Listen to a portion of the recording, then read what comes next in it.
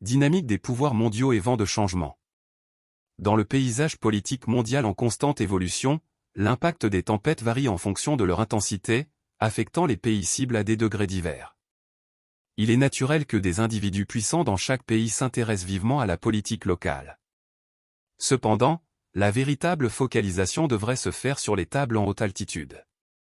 Au sommet, la lutte pour la suprématie définit le cours du monde, façonnant son avenir économique, politique et militaire. Comprendre le rythme à ce niveau ne laisse place à aucune surprise. Considérez ce scénario, les États-Unis répondent au projet de la route de la soie de la Chine en lançant l'initiative de la route des épices, s'alliant avec l'Europe et invoquant l'invasion de l'Ukraine par la Russie comme justification. Cela a marqué un moment décisif dans l'établissement d'un nouvel équilibre mondial, comme discuté dans un article récent. Pour mieux saisir cette lutte, examinons quelques personnalités influentes. Lorsque Donald Trump est devenu président, l'une de ses premières actions a été de se retirer de l'accord de Paris sur le climat, accomplissant ainsi une promesse de campagne. À la suite de cette décision, Elon Musk, président de SpaceX et Tesla, ainsi que Bob Iger, président de Disney et conseiller secret de Trump, ont démissionné de leur poste, mettant l'accent sur la réalité du changement climatique et l'importance de la coopération mondiale. Des personnalités éminentes de la Silicon Valley, notamment Tim Cook, PDG d'Apple, ont interagi avec la Maison-Blanche, soulignant la gravité du changement climatique.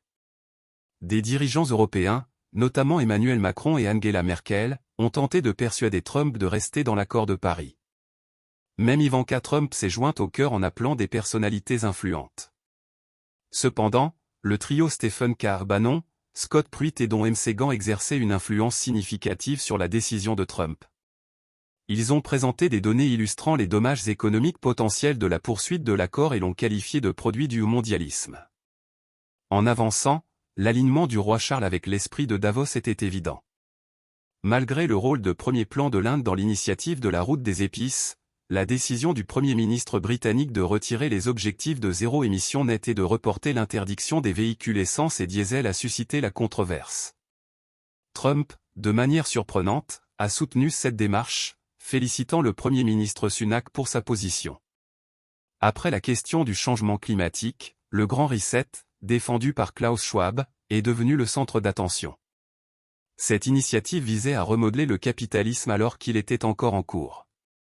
Cependant, les forces opposées au sein du conseil d'administration de Davos, notamment des personnalités influentes comme Peter Brabeck-Letmat, Mukesh Ambani, Thomas Buberl, Laurence Fink et d'autres, sont restés un obstacle significatif. Le paysage mondial en mutation, sous l'effet de la croissance inattendue de la Chine et des menaces perçues, a conduit à des changements et des perturbations inévitables. Le rôle du Kremlin est devenu prééminent, intensifiant la tempête en cours déclenchée par la Covid-19 et les perturbations de la chaîne d'approvisionnement. L'horloge tournait pour le Grand Reset, le changement climatique étant une condition préalable à la transformation mondiale. En fin de compte, les vainqueurs de l'esprit de Davos réinitialiseraient le monde, ouvrant une nouvelle ère de gestion monétaire à une main. Cela redéfinirait des institutions internationales comme Bretton Woods et le FMI, mettant potentiellement de côté les États-Unis.